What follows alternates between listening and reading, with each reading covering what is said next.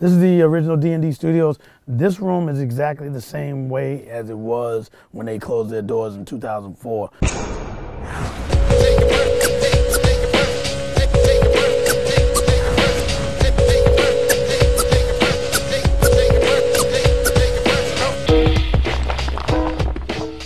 All the historical discs are all around. Look, friend of foe.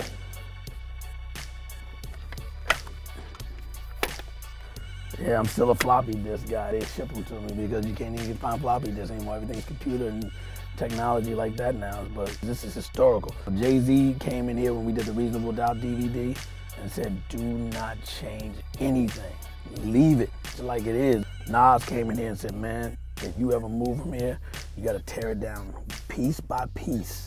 All the other rooms, we renovated them and gave it a facelift and really updated the look of it and everything, but don't let them just do demolition. Save these parts.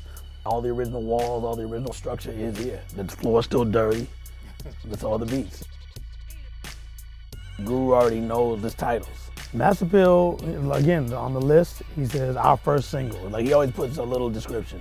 Mass Appeal, our first single. The Code of the Streets, about stealing cars. Say if it's 17 things. All of them have titles and a brief description. One of them will just say, rhyming joint.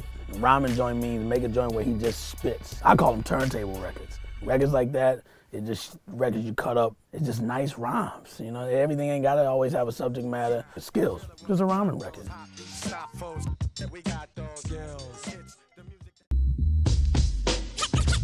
Dwick came together because Nice and Smooth was working on Ain't a Damn Thing Changed. They wanted to use the Manifest record to do a record called Down the Line, where they had all their crew. All we was doing is saying, all right, well, let's return the favor and do one for us. It was a fun record. It wasn't really about anything but just rhyming and having fun, and it sounds like that. We didn't even have a title. We named that after, because everybody back then used to do that My Dwick joke.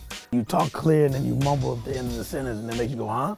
You go, my Dwick. So Greg be like, yo, did you go to the restaurant? I go, huh? They go, my Dwick. So we were like, yo, what do we call it? And they said, just call it Dwick. And it's no other significance with that. Yeah, I remember when Guru came in pretty bent and we wrote, we were like, lemonade was a popular drink and it still is. Like, in the club, you could take the fade out and everybody says, eeny, meeny, miny, mo, I recollect like a pimp.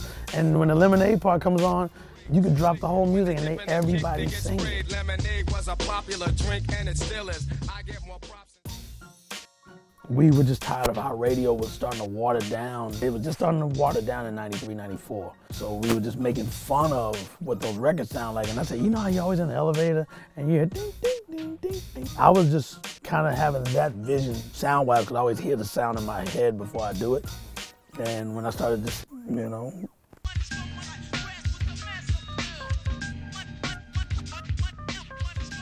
and then boom, Guru came in and was like, that's it. You know, he writes right on the spot. Boom. Let me test it out, and he'll do a reference vocal. If it sounds like it's good, we got a jam.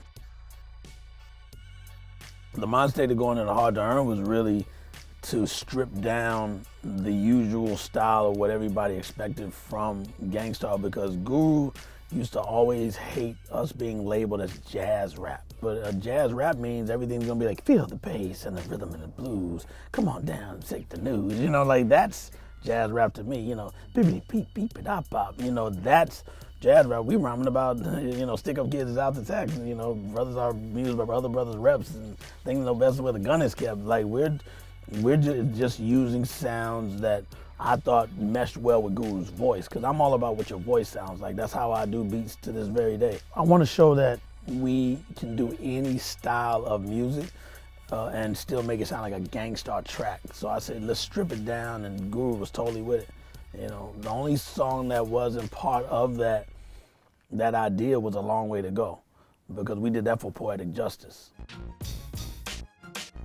Now Your Mind was from the White Men Can't Jump soundtrack. Being that they said that once it was released on the soundtrack, we could use it for our album. That record, it will always be memorable because me and Guru had got into a big fist fight the day before we recorded it. And it's crazy because Guru came in and, you know, we both got cuts on us and, you know, from the fight and everything. And I remember he went right in the booth. I said, yo, you ready? He goes, yeah, I'm ready. And he looks right at me from that booth right there and just looks at me and goes, "Yo, you're dead wrong. You never had the skills like mine to write the ill-type rhymes down, reaching my prime, 360 dunking." And I mean, one take. And he said, "That good?" And I go, "Yeah." He goes, "And fuck you." And he walks out of the town. That's me and Guru all the time, which made us so great as partners, friends. We're like any other band, any other group. You have your fights, you have all your ups and downs, but you notice none of that ever affected our music.